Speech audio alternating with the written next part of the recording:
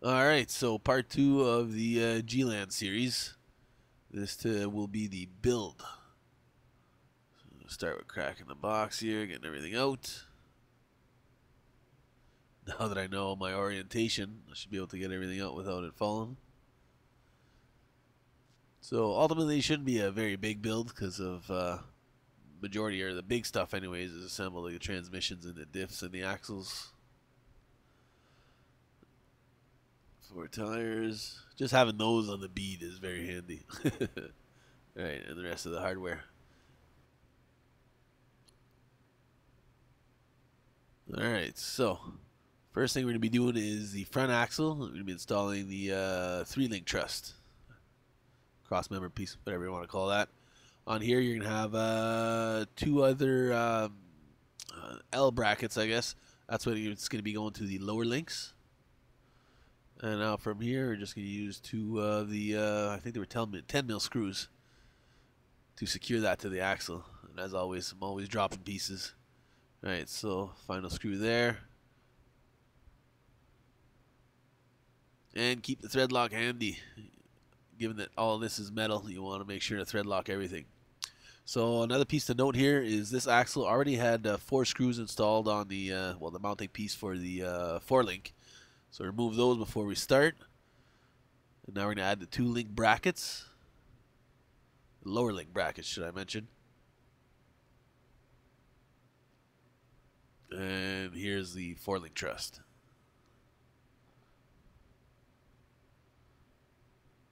So 1 screw on both sides, thread lock, and rear axle is done. Alright, so now I'm going to start building the links. I'm going to do one on camera and finish those all off afterwards. I'm assuming everybody here can build the links, so we're just going to be using 2 set screws and 2 of the ball ends. Alright, so there's all the links. We're done with that. Now onto the transmission. So we have 2 brackets, one on the left side, 2 screws, thread lock, and the other bracket on the opposite side. Alright, I have technical difficulties with the thread lock. It's leaking everywhere. Should have got myself a little bowl to put that in. Alright, so that bracket's done. Now onto the battery plate. Alright, so battery plate here, we're going to have 2 countersunk screws, and they screw right into those posts. Sorry, I'm just cleaning up some of that thread lock. And that's done for now. Alright, so now we're going to start with chassis rails, or the frame rail, should I say, sorry. Got the frame rail, and that here is the body mounting posts. Alright, make sure to snug those up now, because once it's all together, you won't have access. Everything's going to be tucked behind the transmission. And we have a cross member piece. And electronics trays coming up next. And everything is slot grooved, so that way everything's lined up. You don't have to worry about tighten things and not fitting. And here we have the center plate. Now we're ready to start mounting the transmission. So only 1 screw on that side. And we're just going to mirror what we did to that other frame rail on this side here. So both body mounting posts.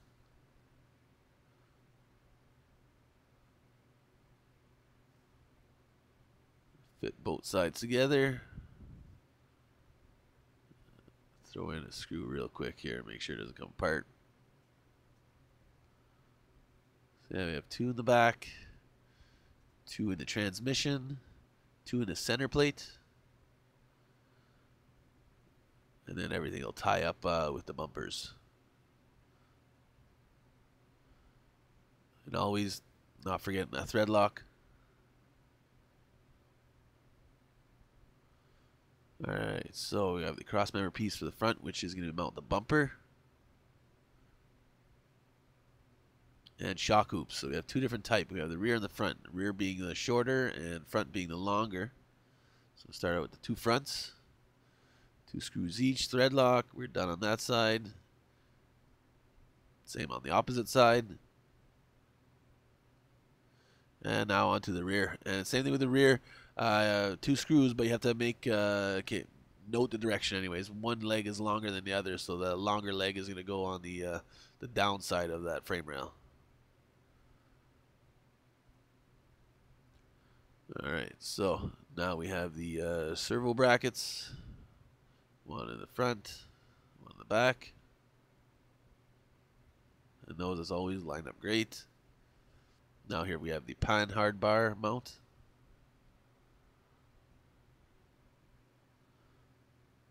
Alright, so now we have our drive shaft from the transmission over to the transfer case.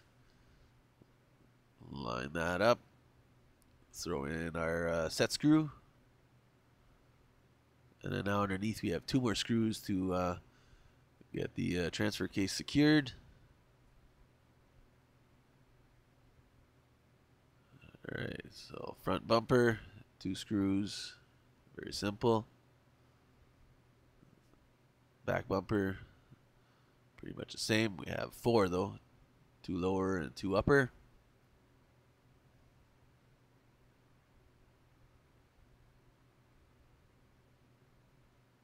Alright, so now I'm going to start tying things together with the links.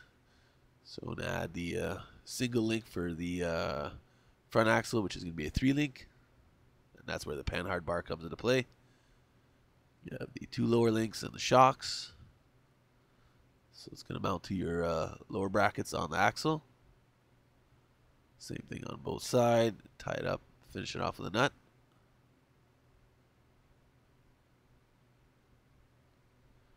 And now here, the easiest way of doing that is the upper links. The other side. And now the lower links. These are snug fit. Make sure you get them lined up. And you should have no issues. Can't emphasize it enough. Make sure you get some thread lock on there, because it's going to be a short first run for sure. Alright, so shocks, you have 1 screw, spacer, and then the locking nut. And do the same on the opposite side. Ready to move over to the front axle. Alright, so we're going to install the upper link, 3-link anyways. 2 lower links. And this is different than the rear axle. Shocks mount on their own brackets. So the lower link go to a different mounting point than the shocks. Alright, that's done. Now onto the steering link.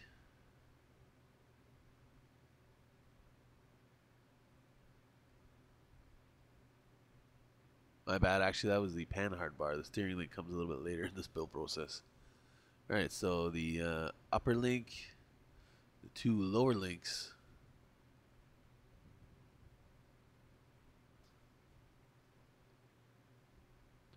And as we did in the rear, the screw, spacer, and then nut. And those are 3mm spacers, if I'm not mistaken. Right. Cat popped in for visit. Alright, so done with that. Now for the panhard bar, which is what keeps that axle straight, given that we're running that 3-link in the front. Now installing the collets on the drive shafts. Same thing on the opposite one. And now 2 set screws, and the other ones are called 3mm shaft pins, if I'm not mistaken, for the transfer case. Alright. Last one.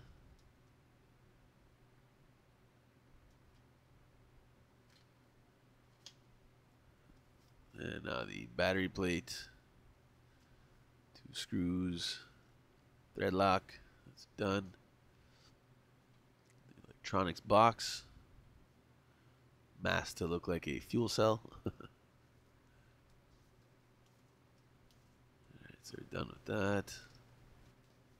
And finish it off with the steering link. We're done with the tedious stuff. Now all we got left is the tires. Alright, so to get rid of the hex, leave the drive pin, and then just reinstall the wheel nut. Do another one here, and then we'll finish everything up off camera. And here's the finished product. the G-Land 2 by RC4WD Drive. Very nice. Build was simple. Again, as you guys can tell, the majority of the big stuff was done. But just the quality altogether. The only thing I'll be replacing are the drive shafts because those are plastic, but everything else is beefed up for sure. Tires, yeah, that's probably the next. Nothing wrong with them. Very nice compound, but they're a tad bit small. I do want to stick with 1.9s, but a little bit bigger than that. I love the look of that transmission and the transfer case. Something different. Alright, so part 3 of the build series should be up soon. That will be the work on the body. So guys, thanks for watching. Please thumbs up and subscribe.